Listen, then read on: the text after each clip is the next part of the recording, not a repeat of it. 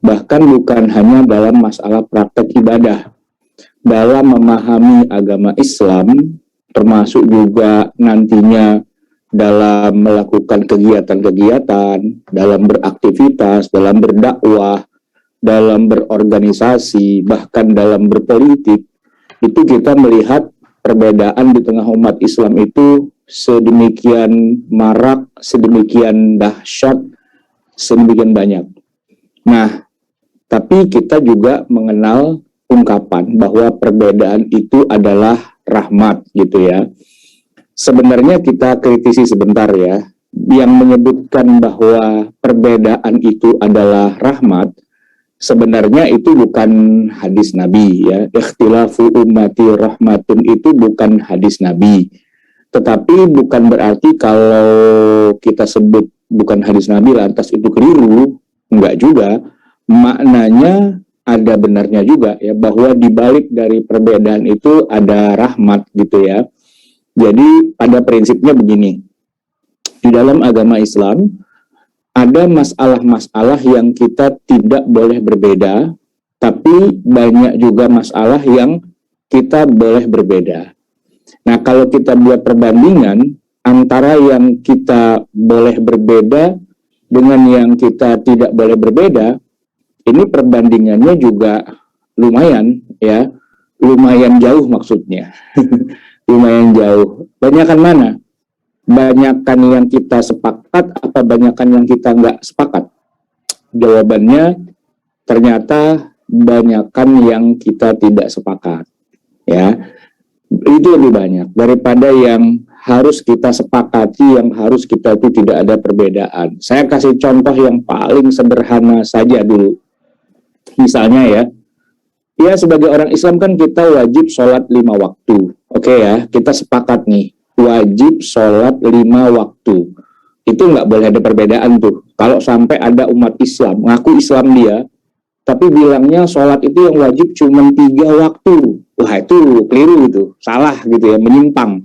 Itu sesat lah gitu istilahnya. Masa cuma 3 waktu, 5 waktu, ya kan? Zuhur, asar, maghrib, isya, dan subuh. Itu sepakat kita. Tapi kalau kita sudah mulai bicara tentang yang lebih dalam dari 5 waktu itu, ya sebut yang gampang deh. Misalnya begini, waktu isya ya, itu mulai kapan? Mulai kapan?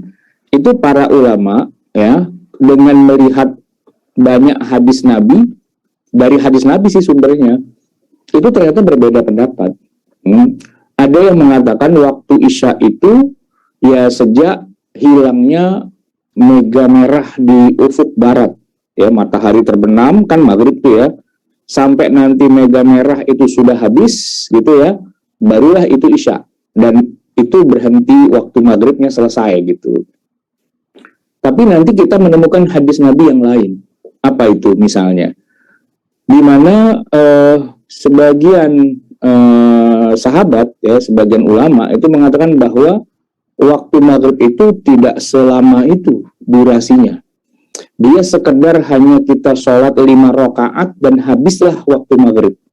5 rakaat. Maksudnya gimana? Ya maksudnya sholat maghrib kan 3 rakaat gitu ya. Habis sholat maghrib 3 rakaat, kita kan sholat apa? Sunnah ya kan? Ba'diyah 2 rakaat. Nah begitu selesai kita ba'diyah, habislah sudah waktu maghrib itu. Nah itu sumber perbedaannya karena hadis Nabi yang berbeda-beda. Ada satu ketika disebutkan sampai yaribus syafaq gitu ya. Ada juga yang mengatakan enggak, sampai Nabi selesai sholat ba'diyah saja dan sudah selesai itu waktu maghribnya. Itu baru ngomongin masalah sholat kapan waktu mulai atau waktu selesainya. Nah, nanti kita ngomongin yang lebih fundamental lagi. Misalnya begini, kita sepakat rukun iman kita itu kan ada 6, ya kan? Iman pada Allah, pada malaikat, pada Rasul, kitab suci, hari kiamat, dan ketentuan Allah, qada dan qadarnya Allah gitu kan. Pada prinsip-prinsip yang kayak gitu, kita tetap wajib sama nih, nggak boleh berbeda. Nggak boleh ada apa istilahnya khilafiyah gitu ya, tidak boleh gitu. Semua harus sepakat bahwa tiada Tuhan selain Allah, bahwa Nabi Muhammad Rasulullah, ada nabi dan rasul yang diutus gitu kan, ada para malaikat dan sebagainya. Itu prinsip dasarnya iya. Tapi begitu kita maju lagi satu langkah kemudian, ngomongin yang agak lebih detail gitu misalnya. Saya nggak mau ngomongin tentang khilafiyah, tentang Allah ya. Gini aja deh, tentang nabi aja gitu ya. Ada berapa sih jumlah nabi dan rasul itu? Ada berapa orang? Nah, kalau kita baca dalam hadis, ada disebutkan ada 124.000 nabi, ya 300 diantaranya rasul, sedangkan yang 25 nabi itulah yang nama-namanya tercantum di dalam Al-Quranul Karim. Ada 25. Tapi di dalam Al-Quran kita juga menemukan kisah nabi yang mana kita sepakat dia itu nabi, ya kita sepakat itu nabi. Misalnya Nabi Khidir alaihissalam yang bertemu dengan Nabi Musa, ya kan? Itu kan dalam surat Al-Kahfi panjang tuh ceritanya. Bagaimana Nabi Musa belajar atau istilahnya ya lagi masa pendidikan lah gitu ya dengan Nabi Khidir alaihissalam gitu. Tapi nama Nabi Khidir itu kalau kita masih ingat pelajaran SD suruh ngapal 25 nama Nabi dan Rasul itu malah nggak masuk loh. Kenapa nggak masuk? Karena namanya tidak tercantum di dalam Al-Quran.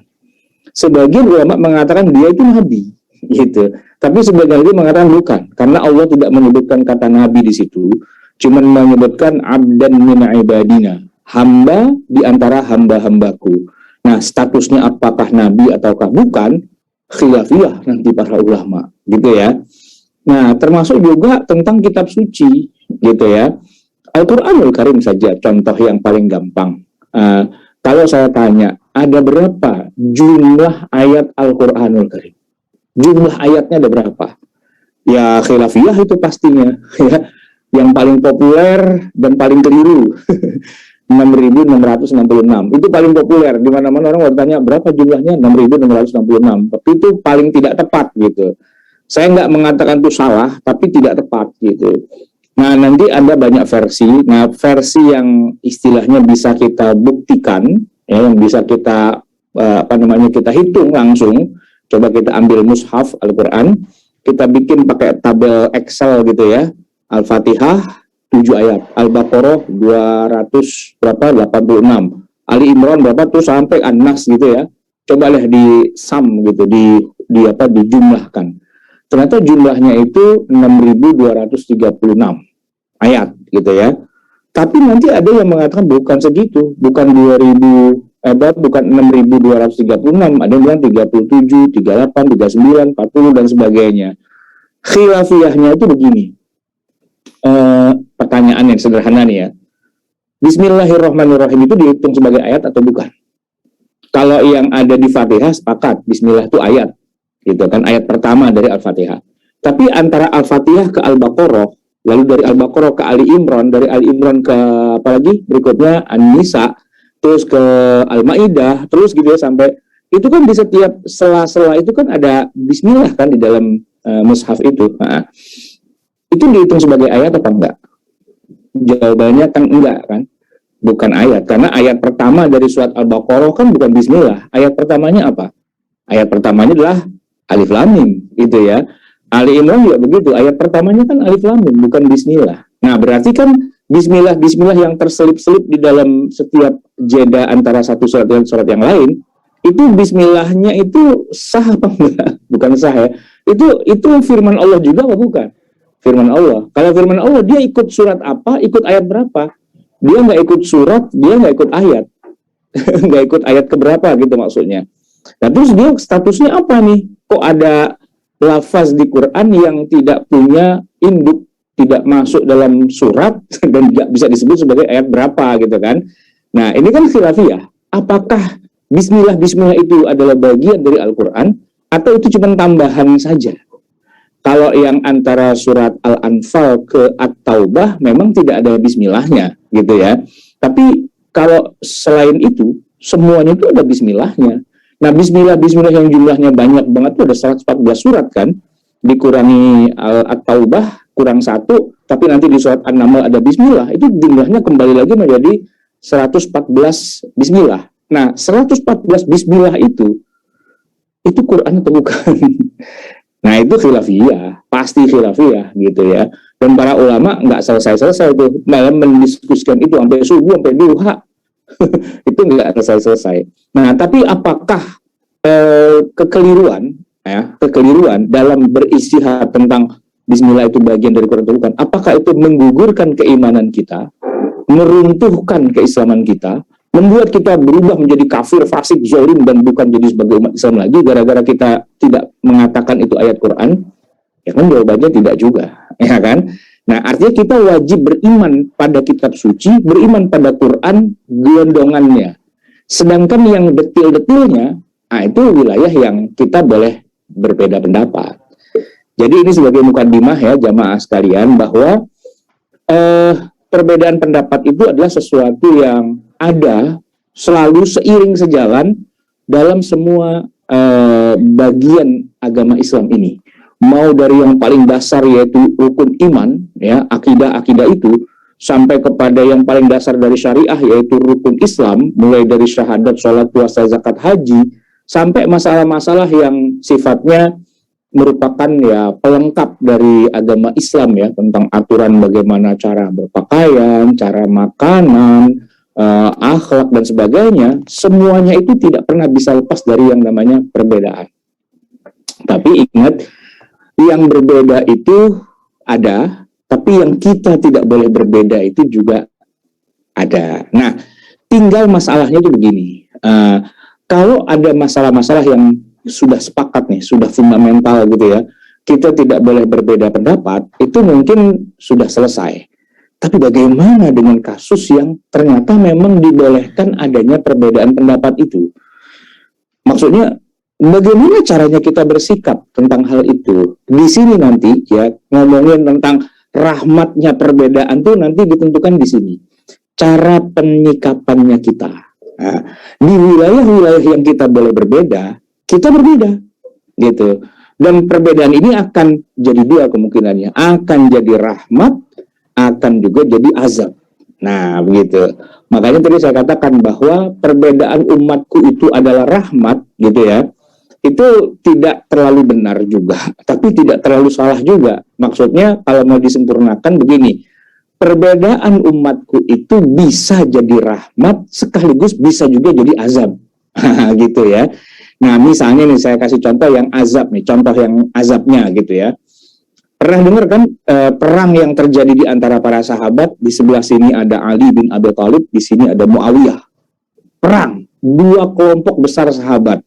Di sini teriak takbir, Allahu Akbar sambil melepas anak panah, melempar tombak, ngayun-ngayunin pedang begitu kan, untuk membunuh orang yang di sebelah sini. Dan yang sebelah sini adalah para sahabat yang mulia juga, sambil mereka juga melempar anak panah, melempar tombak, dan juga ngayunin pedang, berusaha untuk membunuh para sahabat yang di sini. Jadi sahabat-sahabat saling berbunuhan. Berbeda pendapat dong mereka. Itu rahmat apa azab? Ya azab lah, ya kan? Nggak jadi rahmat lagi perbedaan itu. Nah, tetapi ya itu tadi, balik lagi, perbedaan ini bisa jadi rahmat, bisa jadi azab, tergantung bagaimana kita mensikapinya, gitu ya. Dan potensi dari rahmat jadi azab gitu, atau dari azab jadi rahmat itu tergantung usaha kita juga.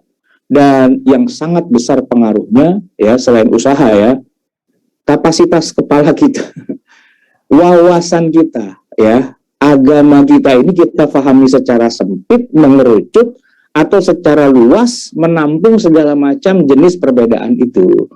Nah, ini pernah terjadi juga di zaman sahabat ya. Para sahabat Nabi itu yang paling pinter deh, yang paling jenius gitu. Orang paling jenius di antara sahabat Nabi itu siapa sih? Ya, saya boleh sebut ya, namanya Umar bin Khattab radhiyallahu anhu. Umar ini orang paling jenius loh. Saking jeniusnya, saking pinternya gitu ya. Ketika Abu Bakar wafat, semua orang sepakat bahwa yang paling pantas menggantikan jadi khalifah Amirul Mukminin adalah Umar bin Khattab. Siapa lagi orang paling pinter dalam agama setelah Abu Bakar, gitu ya. Kalau Abu Bakar sih jadi khalifah pengganti Rasulullah, memang udah sering disindir-sindir sama Nabi, sering diisyaratkan lah gitu. Jadi kalaupun Abu Bakar yang jadi khalifah gitu ya, maklum lah semua pada paham. Oh iya, Nabi udah sering nyindir gitu, udah sering nyuruh Abu Bakar jadi imam, gantiin gitu, udah sering kan. Jadi ya sepakat. Tapi kalau Abu Bakar sudah wafat, 2 tahun kemudian kan Abu Bakar wafat. Siapa yang kemudian jadi orang paling pinter dari seluruh sahabat Nabi? Itu nggak ada kan isyarat dari Nabi, nggak ada. Tapi seluruh sahabat saat itu sepakat bahwa orang paling pinter itu Umar.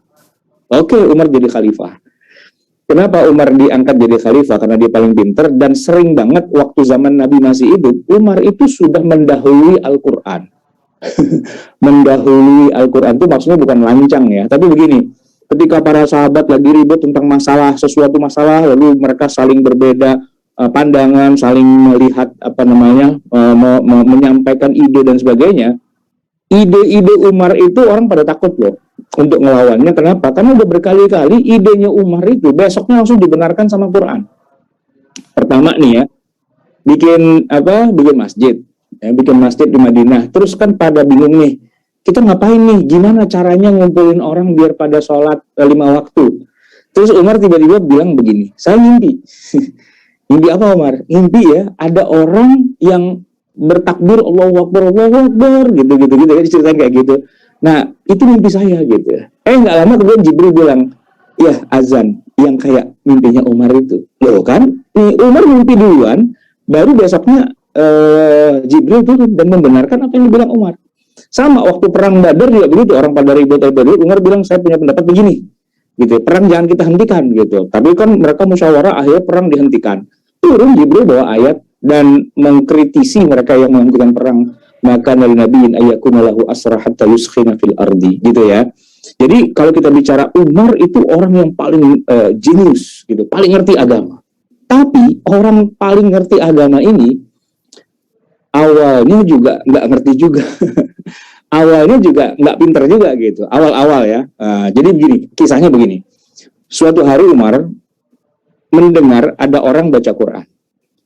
Jadi imam di sebuah masjid lah gitu, ngimamin gitu ya. Tapi Umar kaget karena orang ini baca Quran aneh. Bacaannya itu dia nggak pernah dengar. Rada-rada mirip sih dengan surat Al-Furqan gitu ya. Tapi bukan Al-Furqan ini. Dalam arti banyak bedanya, banyak kelirunya, banyak salahnya. Dan menurut Umar, kayaknya orang ini sengaja sengaja ingin merusak Al-Quran, banyak dipelintir-pelintir, dipleset-plesetin, disalah-salahin gitu ayatnya. Gitu kan? Ya namanya juga Umar ya, tahu ada orang kok menista, melecehkan, mengejek Al-Quran kayak gitu, dipleset-plesetin, mendidih dong darahnya, ya kan? Ngebul tuh kepalanya.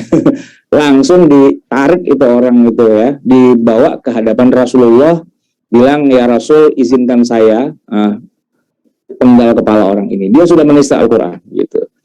Nabi tahu orang yang mau dipenggal kepalanya sama Umar itu, tahu orang itu namanya Hisham ya, Hisham bin Hakim.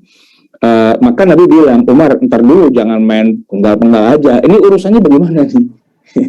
Kata Umar, saya tuh mendengar dia menista Al-Quran, dia baca surat Al-Furqan, tapi dipleset-plesetin gitu, disalah-salahin gitu bacaannya. Ya, apalagi yang bisa kita lakukan kecuali kita lepasin aja kepalanya dari badannya gitu kan. Umar kan bawaannya pengen hajar aja gitu kan. Lalu kata Rasulullah, dia melesetinnya gimana? Merusak Qurannya itu gimana? Ya coba dengerin aja tuh, suruh aja orangnya ngulangin yang tadi dia baca gitu. Jujur lo di depan Nabi, jangan bohong lo gitu ya. Bahasa kitanya begitu ya. Ya udah Hisham, Iqra, baca yang tadi kamu baca, yang didengar sama Umar yang dianggap salah. Dibacalah sama Hisham itu. Baca mulai dari ayat pertama sampai ayat terakhir selesai. Terus apa kata Nabi? Umar, hakadza unzilat. Seperti yang dia baca itulah turunnya Quran yang dibawa Jibril kepada saya, ya kayak gitu itu. Umar kaget. Loh, itu bukannya salah semua ya Rasul? Enggak, kata Nabi. Ya kayak gitu Jibril mengajarkan kepada saya ajarkan kepada dia memang. Dan dia baca persis seperti yang saya ajarkan, dan berarti persis seperti yang turun dari langit. Kaget di situ Umar kan? Kaget dia. Taunya Umar itu salah. Karena Umar punya bacaan surat Al-Furqan, tapi nggak sama dengan yang dibaca sama si Hisham itu. Jadi Umar akhirnya malah bingung kan. Terus yang bacaan saya gimana ya Rasul? Ya udah, ente coba baca, kita bandingin. Bacalah sama Umar. Ya, emang beda, pastinya beda. Tapi ketika selesai, Umar itu tanya, ya Rasul, gimana tuh bacaan saya barusan? Kata Nabi, wahagada unzilat. Iya, seperti itu juga turunnya. Kaget kan mereka berdua. Kan beda. Kok Nabi bilang seperti itu turunnya, terus yang benar yang mana?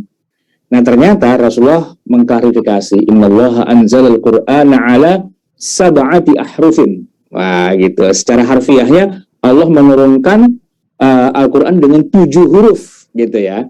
Tapi tentu huruf yang dimaksud bukan alif ba ta ya. Para mufassirin itu kemudian mengatakan bahwa itulah yang namanya beragam qiraat yang berbeda-beda. Qiraatnya berbeda, kata-katanya itu berbeda ya. Saya boleh kasih contoh sederhana, misalnya ada ayat yang mungkin kita sudah sering dengar ya, ayat misalnya in ja'akum fasiqun binaba'in fatabayyanu, itu kan, itu yang sering kita baca. Tapi dengan qiraat yang mutawatir juga dari Jibril juga kepada Rasulullah, kepada para sahabat yang lain, bunyinya nggak begitu. In ja'akum fasiqun binaba'in fatathabbatu. Yang pertama tadi fatabayyanu, yang kedua fatathabbatu. Surat yang sama, ayat yang sama, bunyinya beda.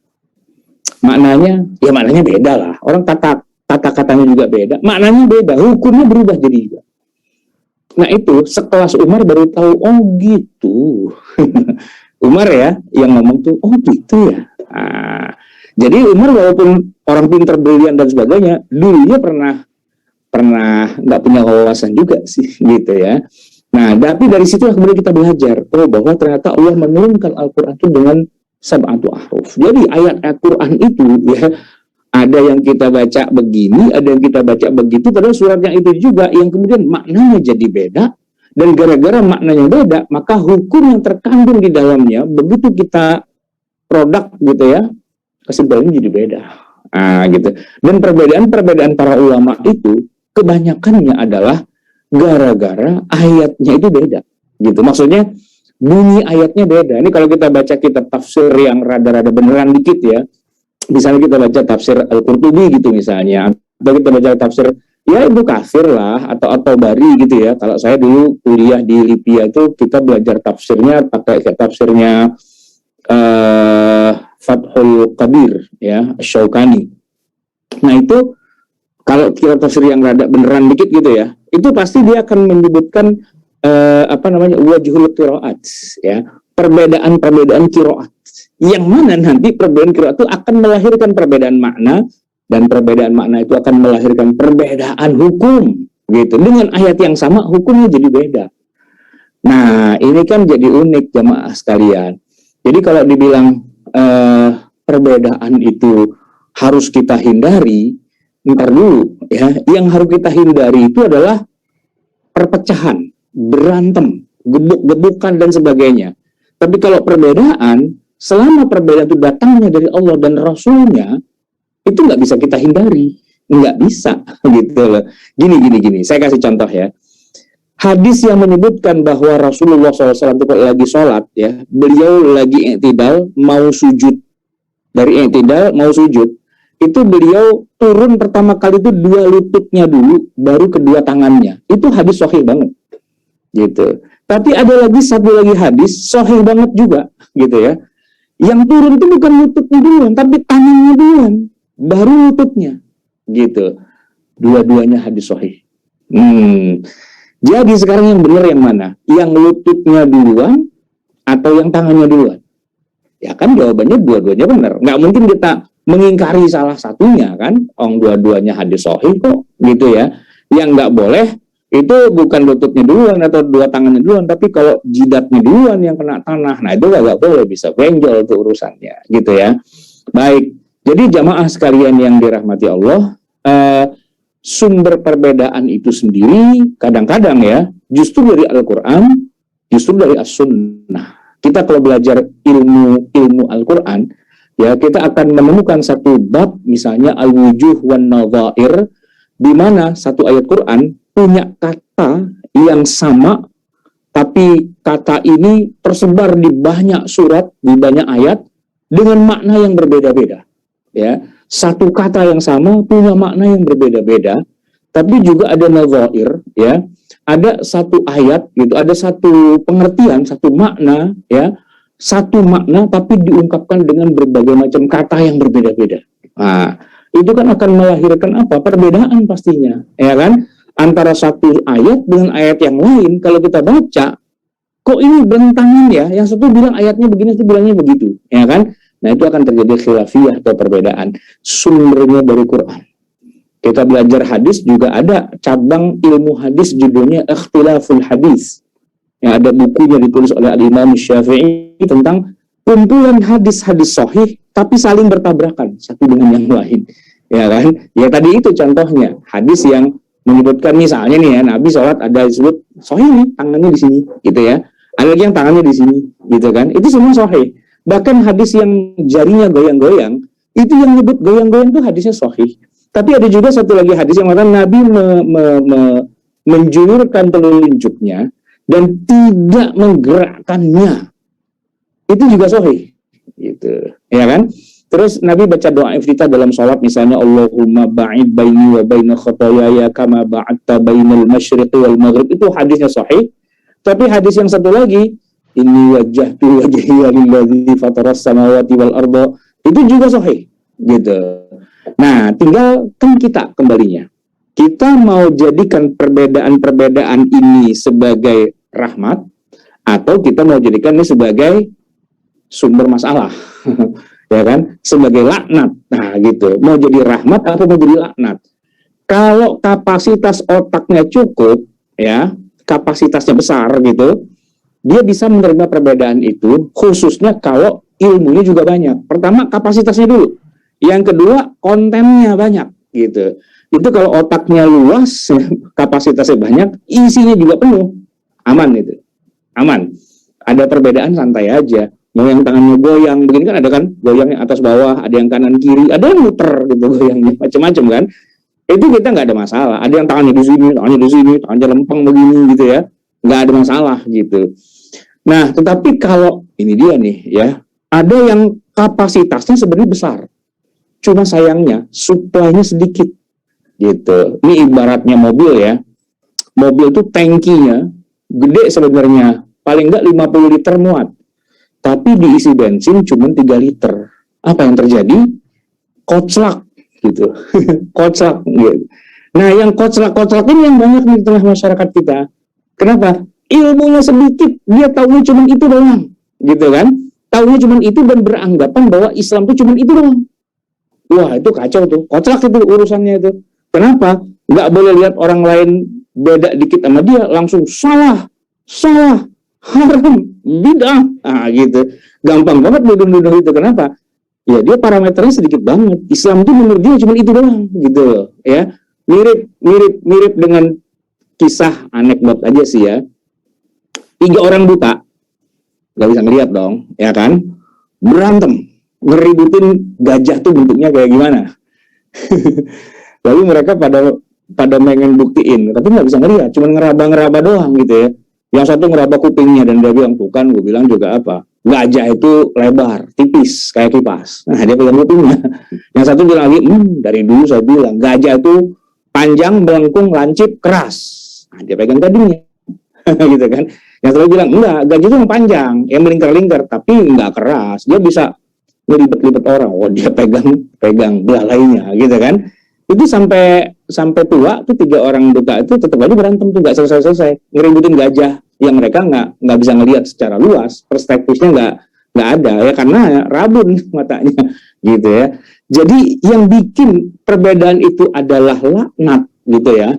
Itu pertama kapasitas otak, ya nggak lebar gitu. Yang kedua isinya otak itu yang sedikit gitu, ilmunya kurang.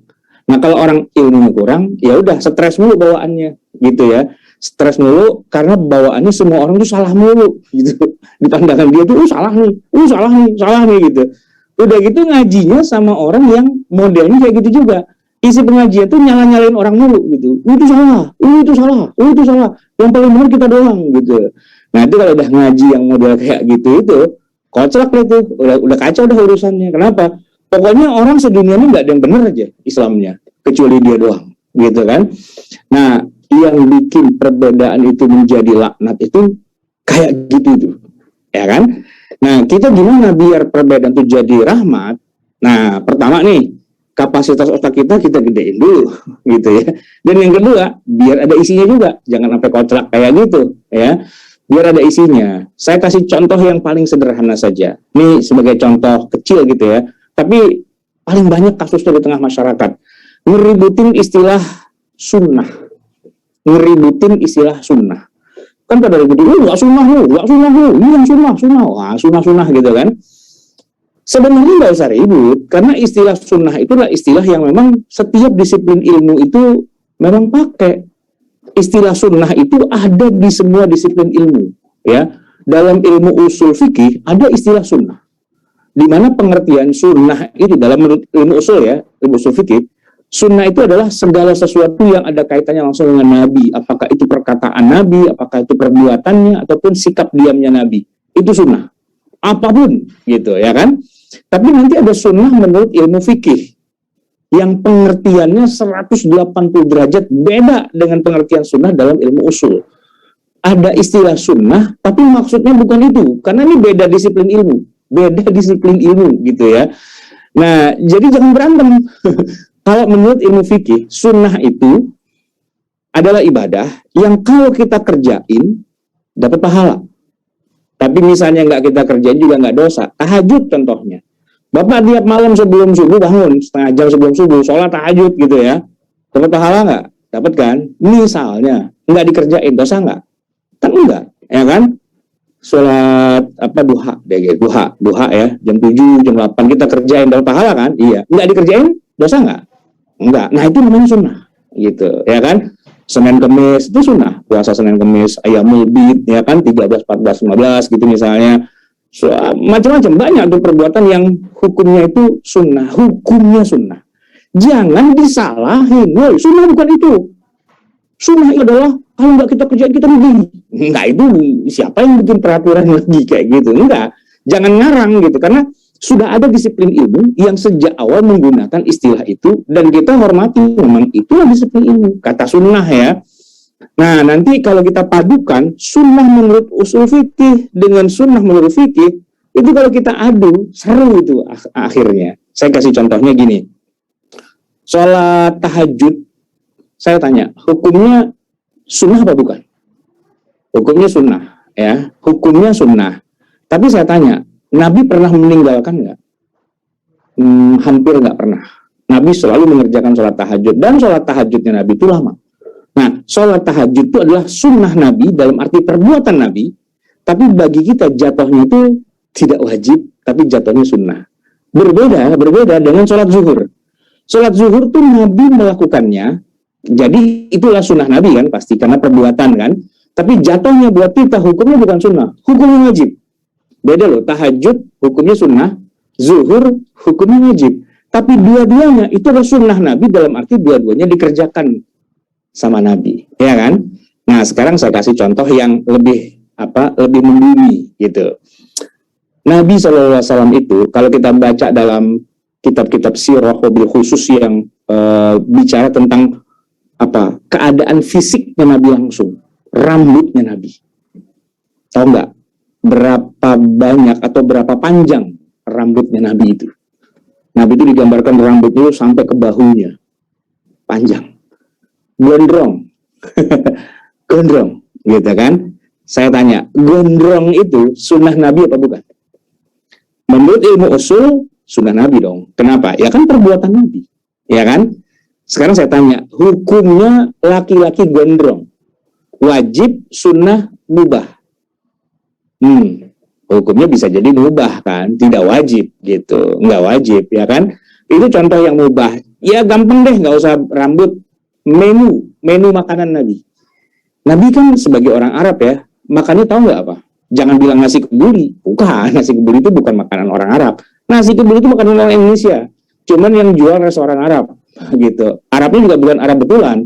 Arab maklum lah. Keturunan Arab gitu maksudnya. Itu makanan nasi kebuli, nasi biryani itu makanan India sebenarnya, bukan makanan. Nabi itu bukan orang India, Nabi itu orang Arab, makanannya bukan nasi. bukan nasi kebuli, bukan nasi mandi, bukan nasi biryani, bukan. Tapi makanannya Nabi itu adalah roti. Sebagai makanan pokok loh, roti. Maksudnya ya roti makanannya, bukan nasi gitu loh. Nah, saya tanya, makan roti itu sunnah Nabi atau bukan? Kalau bicara dari ilmu usul fikih, sunnah Nabi dong, ya kan? Kan itu perbuatan Nabi, makan roti. Tapi kalau kita tarik dari segi ilmu fikih, saya tanya, hukumnya makan roti sebagai makanan pokok sehari-hari itu wajib, sunnah, apa mubah? Kan jawabannya mubah dong, ya. Nggak jadi sunnah juga, nggak jadi wajib juga. Wah, repot kita kalau harus makan roti, nggak cocok gitu, ya kan? Makanan kita adalah nasi. Walaupun kita bisa makan roti, tetap aja kita cari nasi juga, gitu. Nah, sekarang ini contoh yang paling paradoks nih. Gini, Nabi kan berumah tangga ya. Saya boleh tanya nggak? Berapa sih jumlahnya istri itu? Jumlah istrinya berapa? 9 atau 11? Oke. Punya istri 11, sunnah Nabi atau bukan? Sunnah dong, ya kan perbuatan Nabi. Oke. Terus sekarang kita lihat dari segi ilmu fikih. Ilmu fikih nih, punya istri 11 itu sunnah nggak hukumnya? 11 loh, saya bukan bilang 2 atau 3 atau 4, bukan. Saya bilang 11, kayak Nabi kan istrinya 11. Siapa yang bilang Nabi itu istrinya 2? Salah, tidak keliru banget, nggak ngerti sirah nabawiyah itu. Nah, itu istrinya 11 dan 11 itu sunnah Nabi. Oke, sekarang saya tanya, kita nih sebagai umat Nabi Muhammad menikah dengan 11 orang perempuan sekaligus, itu hukumnya sunnah, wajib, mubah, makruh atau haram? Haram dong, haram lah, nggak boleh. Maksimal 4, ya kan, maksimal 4. Lebih dari 4 udah haram gitu. Nabi 11. Nah, perbuatan Nabi itu sunnah, tapi buat kita kan jatuhnya tidak sunnah, jatuhnya malah haram. Nah, ini jadi kan kita lihat istilah sunnah itu kalau kita punya ilmu yang rada luasan dikit, kan kita bisa bedain sunnah menurut apa dulu nih, menurut ilmu usul apa menurut ilmu fikih. Jangan berantem dulu gitu loh. Ini kagak tahu ilmunya, kagak tahu ceritanya bagaimana, udah berantem aja. Ngomongnya di medsos pula, dibaca jutaan orang, kelihatan bodohnya gitu loh, kelihatan kagak pahamnya gitu. Berdebat tentang sesuatu yang dia nggak pernah belajar, itu kan malu-maluin gitu, malu-maluin gitu kan. Tapi itu yang terjadi dalam masyarakat kita gitu, nggak ngerti ilmunya, tapi sok belagu, sok pinter, apa istilahnya, sotoy gitu ya, sok tahu. Nah, ini yang membuat ya perbedaan itu bukan jadi rahmat malah jadi laknat gitu loh, karena nggak punya ilmu sebenarnya. Gara-garanya itu. Nah, oleh karena itulah maka kunci paling dasar ya, kunci dasar itu big itu ilmunya dulu gitu. Ilmunya tuh luas nggak gitu, kapasitas otaknya muat nggak, ilmunya ada apa nggak? Kalau nggak ada, udah kacau deh, berantakan dah urusannya. Kenapa? Ribet mulu bawaannya. Itu yang suka ribet-ribet, ilmunya nggak ada sebenarnya. Kalau ilmunya ada mah dia santai-santai aja. Ya kayak tadi kasusnya Umar, ketika waktu itu Umar belum punya ilmunya, orang tuh bawanya salah mulu gitu, udah main pecel aja kepalanya, bayangin, galak tuh Umar itu kan. Tapi setelah dikasih tahu sama Nabi, ya, oh gitu, santai lah Umar kan gitu. Makanya ilmunya dulu sebenarnya. Jadi khilafah di tengah masyarakat itu nggak bisa dihindari, pasti ada. Cuman perseteruan, keributan, ya kan, gontok-gontokan, caci maki, bully-membuli dan sebagainya, itu yang nggak boleh gitu loh. Kalau masalah berbeda ya kita berbeda aja. Emang kenapa? Masa nggak boleh berbeda? Anak saya dengan saya, kan keturunan saya dia, ya kan? Beda seleranya. Saya doyan nasi kebuli, dia doyannya nasi ya kan beda. Saya sama istri saya, iya beda selera gitu ya. Istri saya sukanya film Korea gitu kan. Saya sukanya film Amerika gitu misalnya kan. Selera orang boleh beda-beda. Tapi gara-gara pakaian itu kita langsung apa maki-maki, langsung jelek-jelekin, langsung apa? Enggak juga, enggak harus gitu kan. Enggak usah jauh-jauh deh, makan bubur ayam aja. Itu ada 2 mazhab loh. Ada mazhab pertama, diudak-udak semua baru dimakan. Nah, itu mazhab aduk bubur kan. Mazhab kedua, yaitu apa? Mazhabnya enggak diaduk-aduk gitu. Nah, alhamdulillahnya Saya dan istri saya dua-dua yang bubur ayam, dan kebetulan kita satu mazhab, yaitu mazhabnya tidak diaduk-aduk. Gitu. Begitu kita ketemu teman yang mazhabnya beda, kita minggir yuk. Kenapa? Bayangin muntahnya kucing. Anda ayak kan kayak gitu, itu nggak usah diomongin ya kan. Udahlah kita minggir aja. Kenapa? Ini melihatnya gak enak gitu. Dan itu urusan kita jadi keributan, perang dunia gara-gara perbedaan mazhab, buburnya diudak apa nggak diudak. Itu kan ngomongin gitu sebenarnya kan. Nggak penting amat itu untuk diributin gitu kan. Nah, tapi itulah umat Islam kita itu ya, ngeributin hal-hal yang sama sekali nggak penting. Satu, yang kedua, dia juga nggak tahu sebenarnya yang diributin itu apa. Buat apa ngeributin kayak gitu, apa gunanya? Itu banyak yang yang terjadinya itu kayak gitu di tengah masyarakat kita. Jadi dia balik lagi ya, kuncinya ya wawasan sih sebenarnya, ilmu gitu kan. Dan perbedaan tuh nggak bisa dihindari. Saya aja kemarin sore ini ya, ini kan saya di daerah Kuningan Setiabudi Jakarta nih. Kita kan lagi PPKM nih, PPMK apa PPKM sih? Ganjil genap. Nah gitu. Kemarin saya mengira itu tanggal genap. Saya mengira kemarin itu adalah tanggal 8. Jadi saya keluar bawa mobil yang plat nomornya genap. Tiba-tiba polisi berhentiin saya. Ada apa Pak? Saya bilang, kan ini genap gitu. Iya Bapak mobilnya genap, tapi hari ini hari ganjil Pak. Ah yang benar, ini kan tanggal 8. Bukan Pak, ini tanggal 7 Pak. Ah yang benar. Bapak nggak percaya. Masa sih? Saya buka handphone. Tanggal 7. Iya Pak, ampun Pak, ampun. Kenapa? Saya salah. Tapi jangan ditilang lah Pak. Kan saya juga belum melanggar Pak. Saya belum sampai situ, Bapak udah keburu berstop saya. Ya udah Pak, tapi besok-besok ingat tanggal ya Pak. Oke, sip gitu, lepas gitu kan. Nah itu baik tuh orangnya. Jadi walaupun khilafiyah dan saya ngaku salah, kata polisi udah Pak silakan jalan gitu kan. Alhamdulillah. Jadi ya kayak gitu harusnya. Kita tuh mungkin berbeda dan kemudian kita tahu salah gitu kan. Nah itu jangan yang menang yang benar, jangan wah gua kerjain lu habis-habisan, jangan juga. Ya udah, namanya juga orang khilaf gitu kan. Maafin aja gitu, kayak Pak polisi kemarin tuh siapa tuh ya namanya. Ya semoga rezekinya banyak lah, naik pangkat gitu ya. Ya lagian saya juga belum melanggar sih, orang belum masuk ke wilayah yang ganjil genapnya kan. Nah, tapi pernah juga saya khilafiyah sama polisi dan menurut saya nggak salah kok gitu. Jadi ceritanya begini. Ini sebelum zaman pandemi ini ya, dulu gitu kan emang ada ganjil genap di daerah rumah saya itu. Ganjil genap kalau yang sebelumnya itu kan berlakunya hanya Senin sampai Jumat, ya kan? Senin, Selasa, Rabu, Kamis, Jumat. Kalau Sabtu Minggu itu nggak ada ganjil genap, gitu kan? Karena kan kalau Sabtu Minggu libur, gitu kan? Nah, saya ceritanya mau belok kiri, ada tulisan dilarang belok kiri. Tapi ada tulisan di bawahnya, kecuali hari libur. Tadinya saya nggak mau belok kiri sih, ya kan? Karena saya tahu itu nggak boleh, gitu kan? Tapi ada tulisannya, kecuali hari libur. Dan ini hari Sabtu. Libur dong, ya kan? Saya belok kiri, ada polisi. Selamat pagi Pak, gitu. Pagi, saya bilang gitu. Salah saya apa? Pak, nggak boleh belok kiri Pak, kecuali hari libur, saya bilang. Iya, dan Bapak melanggar. Saya bilang melanggar dari mana? Ini kan Sabtu kan libur. Enggak Pak, Sabtu itu tidak libur. Ah, gimana? Kita ini orang Jakarta Pak. Orang Jakarta itu kerjanya itu Senin sampai Jumat. Ya, lihat aja sekolahan, lihat aja kantor-kantor tuh libur, Pak. Sabtu Minggu tuh libur. Sabtu itu hari libur, saya bilang gitu. Enggak, Pak. Kalau menurut polisi, Sabtu itu bukan hari libur. Libur itu Minggu, Pak. Atau tanggal merah itu libur. Kalau Sabtu bukan hari libur. Saya bengong gitu ya.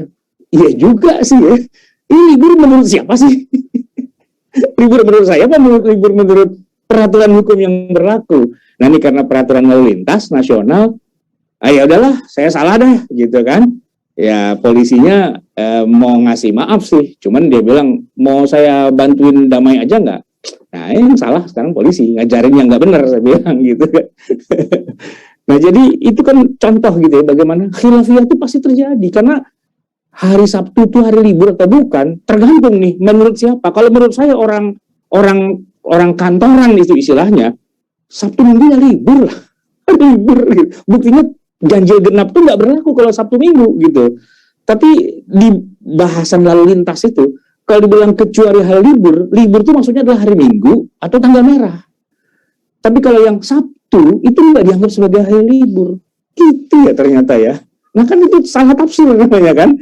Nah ya tergantung polisinya deh. Kalau polisinya yang kejam ya mungkin dia ya butuh tambahan beras kali gitu ya kan, dia minta sesuatu ya kita kasihlah, kasihan gitu ya. Tapi ya balik lagi, memahami ayat Quran, memahami hadis itu begitu juga. Bisa saja kan orang dengan sudut pandang yang berbeda, ya kan? Saya ini nggak bego-bego amat sih terhadap bahasa hukum, nggak bego-bego amat gitu. Berdebat sama polisi, ya polisi juga nggak bego-bego amat gitu kan. Menurut saya hari Sabtu libur, menurut polisi enggak. Itu aja masalahnya. Sampai sekarang saya masih terngiang-ngiang gitu. Sabtu kok nggak libur sih? Sabtu libur lah. Ya udah.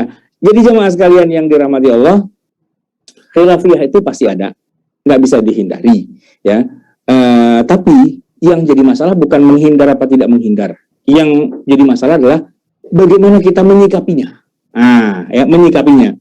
Ya contoh misalnya pilihan politik lah gitu, pasti beda lah, nggak mungkin semua orang tuh harus disamakan pilihan politiknya harus satu, itu nggak bisa, ya kan? Pasti beda-beda, nggak sepakat, nggak usah jauh-jauh lah, masih di zaman Khalifah Umar, Khalifah Abu Bakar, Khalifah Utsman, Khalifah Ali, zaman itu juga terjadi kok beda-beda, istilahnya ngegrupnya, ngegengnya beda gitu. Ada gengnya Ali, ada gengnya Muawiyah gitu kan. Ada Aisyah radhiyallahu anha yang naik ke atas unta. Makanya perang itu disebut dengan perang Jamal, perang unta. Kenapa? Karena ibunda mukminin Aisyah radhiyallahu anha yang sangat kita hormati itu naik ke atas unta dan perang takbir Allahu Akbar. Musuhnya di sana siapa? Para sahabat Nabi, Ali bin Abi Thalib. Wah, itu kan gimana nih dua orang beriman pada berantem gitu kan? Ya, itu yang terjadi di tengah masyarakat kita. Sehingga satu hal yang harus kita ketahui adalah ketika terjadi khilafiyah, ya, salah satu kunci dasar yang paling utama, pertama ya, ilmu, gitu, ya, ilmu. Kalau kita tahu ilmunya, insya Allah aman. Nah, kalau kita nggak tahu ilmunya gimana? Nah, ini penting juga nih. Kan nggak semua orang punya ilmunya kan, nggak semua orang tahu duduk masalahnya. Ya, kalau nggak tahu diam. Kalau nggak tahu diam. Jangan ikut ngomong juga gitu kan, Anda kan nggak tahu masalah, diam aja gitu, jangan berisik gitu, jangan kayak supporter sepak bola. Supporter sepak bola itu ya kerjaannya kayak gitulah ya, apa namanya, ngomentarin orang mulu gitu kan, kiper goblok gitu kan, backnya goblok, terus semua digoblok-goblok dan lama-lama wasit goblok gitu. Nah, ya wajar lah supporter sepak bola, dia boleh teriak apa saja. Kenapa? Karena pertandingan ini terselenggara atas tiketnya para penonton. Jadi memang pemain itu ya disuruh main tuh emang buat digoblok-goblokin aja sama si supporter ya kan. Tapi kan bayar tiket ya kan. Kalau nggak bayar tiket nggak boleh teriak. Nah begitu, nggak boleh maki-maki penonton gitu. Nanti pemainnya bilang, woi apa lo teriak-teriak itu, nonton gratis aja teriak-teriak pula gitu kan. Tapi kalau yang kelas-kelas yang profesional itu yang nonton bayar mahal loh. Nonton sepak bola itu harganya jutaan loh. Jadi bayar jutaan terus ngomel-ngomel kan boleh-boleh aja. Oke, jamaah sekalian, saya kira itu ya, nggak usah saya panjang-panjangin. Mungkin kalau ada pertanyaan atau ada hal-hal yang ingin diperdalam dari judul kita, ya, judul besarnya adalah gimana? Nikmatnya rahmat, gitu ya, apa? Nikmatnya rahmat. Iya. Oke, saya kembalikan kepada pimpinan acara. Mungkin ada pertanyaan, silakan. Ya, dipersilakan kepada audiens yang hadir melalui Zoom meeting Musala Salahuddin. Jika ada pertanyaan, ya dipersilakan. Ada pertanyaan sepertinya dari Bapak Ali Subki. Silakan.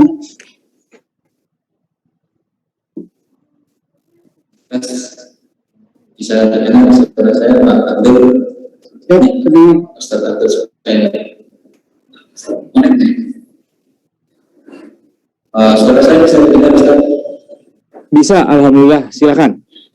Assalamualaikum warahmatullahi wabarakatuh Ustaz. Waalaikumsalam warahmatullahi wabarakatuh. Kita kan ini kan dari keuangan khususnya pajak ini kan sering tidak Ustaz. Nah, ada yang mau saya tanyakan. Kita masing-masing kan menganut mazhab, punya mazhab sendiri-sendiri, misalnya kan ya, saya misalnya sejak masa kanak-kanak sampai kita ngaji pindah-pindah, atau Ustaz kita banyaknya kan ngajarin kita dengan mazhab Syafi'i. Tapi kita sebagai pegawai kan pindah dari suatu tempat ke tempat lain kan ya. Ya. Pertanyaan saya ini karena kita sholat jamaah atau sholat dengan kawan, bagaimana menjelaskan ke anak kita? Kalau kita sendiri sih mungkin bisa tanya langsung, tanya ustadz atau baca buku ya. Anak-anak kecil, anak-anak seusia SD atau SMP kadang agak bingung gitu kenapa misalnya kita pindah ke suatu lokasi yang beda mazhabnya dengan yang bisa kita itu menjelaskan secara mudah ke anak-anak itu gimana caranya supaya mereka memahami, tapi jangan sampai mereka akhirnya nanti menyimpang dari kebetulan atau nggak ada di mazhab malah gitu karena mereka menganggap nggak sama itu nggak apa-apa, akhirnya kebablasan gitu. Maksud saya pasnya seperti apa? Kita tahu. Waalaikumsalam warahmatullahi wabarakatuh. Iya, jadi kalau masalah yang misalnya tata cara sholat gitu ya, sebenarnya gampang aja sih ya. Mereka itu, anak-anak kita, wajib loh bagi kita mengajarkan ilmu fikih. Fikih wudu, fikih mandi janabah, fikih tayamum, fikih sholat, dan sebagainya. Dan di mana-mana, di seluruh dunia, di negara manapun, fikih itu pasti harus fikih madhabi. Ya, misalnya nih sebagai contoh, saudara-saudara kita yang warga negara Saudi Arabia, mazhab yang resmi berlaku di negeri mereka itu mazhab Hambali. Jadi sah-sah saja kalau di sekolah, di masyarakat, di tengah masyarakatnya itu mereka pakai mazhab Hambali itu sah-sah saja gitu loh. Nggak ada yang salah, nggak ada yang keliru gitu. Sebagaimana saudara-saudara kita di India, Pakistan, gitu ya, Turki, mazhab yang berlaku di sana adalah mazhab Hanafi. Jadi seluruh orang belajar fikih pastinya mazhab Hanafi, nggak ada yang salah, gitu, nggak ada yang keliru, semua Hanafi, gitu kan. Saudara kita di daerah Afrika Utara ya, di Aljazair, di Maroko, di Tunisia, gitu ya, itu rata-rata mazhabnya Maliki. Ya, mereka kalau belajar dari kecil ya belajarnya pakai mazhab Maliki, nggak ada yang salah, gitu. Sehingga kalau kita orang Indonesia, Malaysia, Brunei, Singapura, Thailand yang rata-rata mazhabnya Syafi'i, ngajarin anak kita fikih Syafi'i, sholat fikih Syafi'i, subuh kunut, tarawih 23 gitu ya. Ya nggak ada yang salah juga. Nggak perlu kita, aduh jangan diajarin deh nanti mereka jadi fanatik. Enggak perlu. Ajarin sesuai dengan mazhabnya. Mazhab kita apa di Indonesia? Syafi'i. Ajarin Syafi'i. Apa yang salah dari mazhab Syafi'i? Nggak ada yang salah.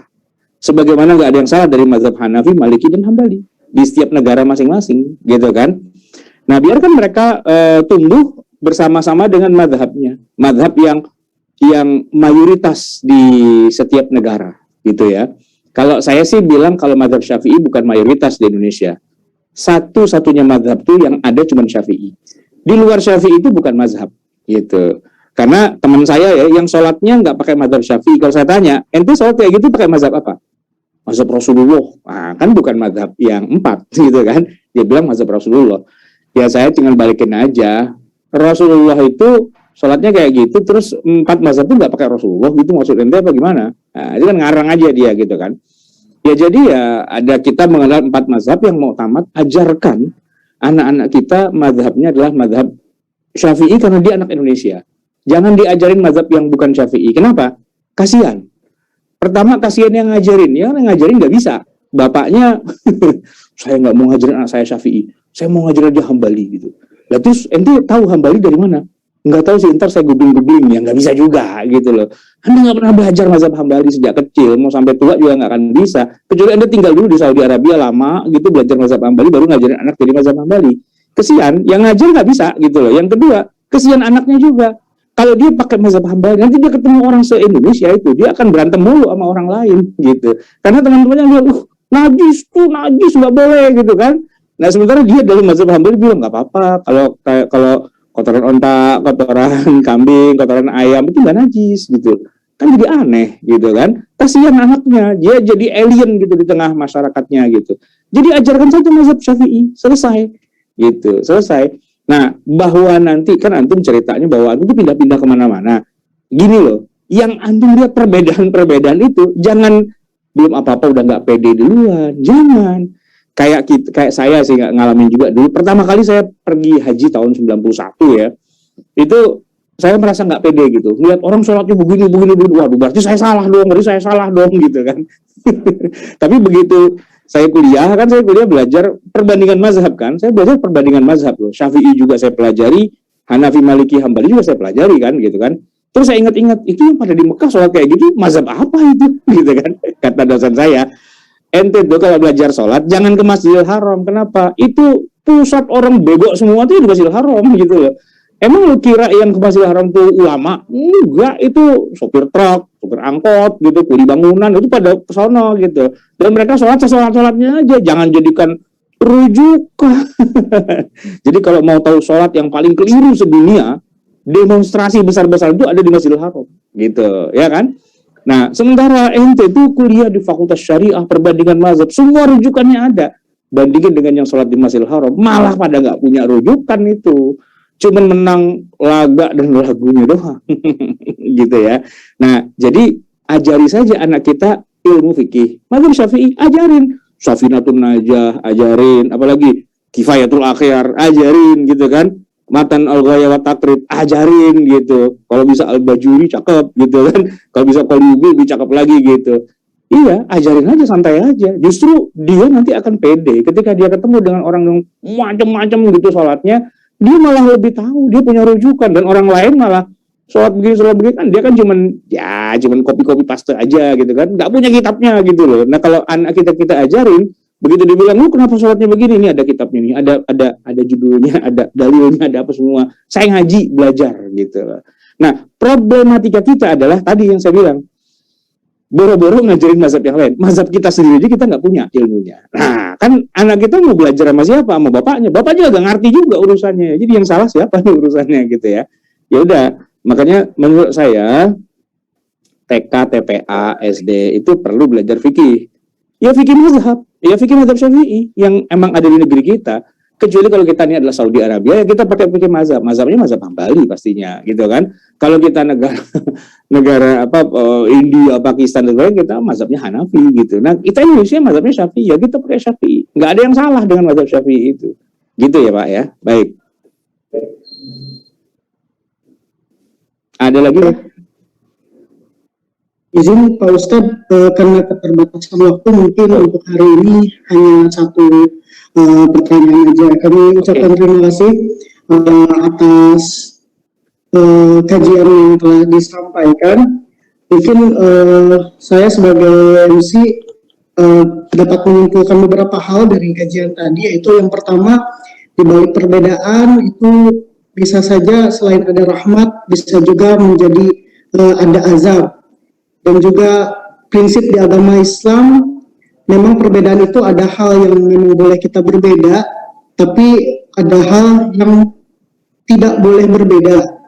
Dan juga yang harus kita hindari adalah bukannya perbedaan, akan tetapi perpecahan. Karena perbedaan yang datangnya dari Allah tidak dapat kita hindari. Dan perbedaan dapat menjadi rahmat jika diiringi dengan pengetahuan atau ilmu yang mencukupi. Seperti itu ya Pak. Baik, sebelum kita tutup, mohon izin kepada Bapak Ustadz Ahmad Sarwat untuk menutup acara ini dengan doa. Kami persilakan. Baik, bismillahirrahmanirrahim. Alhamdulillahirabbil alamin, hamdan yuwafi ni'amahu wa yukafi'u mazidah. Ya Rabbana lakal hamdu wa lakal syukru kama yanbaghi li jalali wajhika wa li'azimi sultanik. Allahumma salli wa sallim wa barik ala sayyidina Muhammadin wa ala ali sayyidina Muhammad. Rabbana zalamna anfusana wa illam taghfir lana wa tarhamna lanakunanna minal khasirin. Rabbana amanna bima anzalta wa taba'na ar-rasula faktubna ma'asy syahidin. Rabbana la tuzigh qulubana ba'da idh hadaitana wa hab lana min ladunka rahmah innaka antal wahhab. Rabbana atina fid dunya hasanah wa fil akhirati hasanah wa qina adzabannar. Sallallahu ala sayyidina Muhammadin wa ala alihi wasallam. Subhana rabbika rabbil izzati amma yasifun wa salamun alal mursalin walhamdulillahi rabbil alamin. Wassalamualaikum warahmatullahi wabarakatuh. Waalaikumsalam warahmatullahi wabarakatuh. Waalaikumsalam. Mengucapkan alhamdulillahirrahmanirrahim, kajian pada siang hari ini telah selesai dilaksanakan. Kami mengucapkan terima kasih atas segala perhatian dan kehadiran Bapak Ibu jamaah sekalian. Mohon maaf apabila pada pelaksanaan siang hari ini ada kesalahan dari kata maupun perbuatan. Akhir kata seperti biasa di Karniwa Kepri selalu ada pantun ya, menangkap ikan di Pulau Bali. Demikian sampai kita berjumpa kembali. Wassalamualaikum warahmatullahi wabarakatuh. Waalaikumsalam warahmatullahi wabarakatuh. Saya sekalian pamit ya. Terima kasih banyak. Kapan-kapan ketemu lagi insya Allah.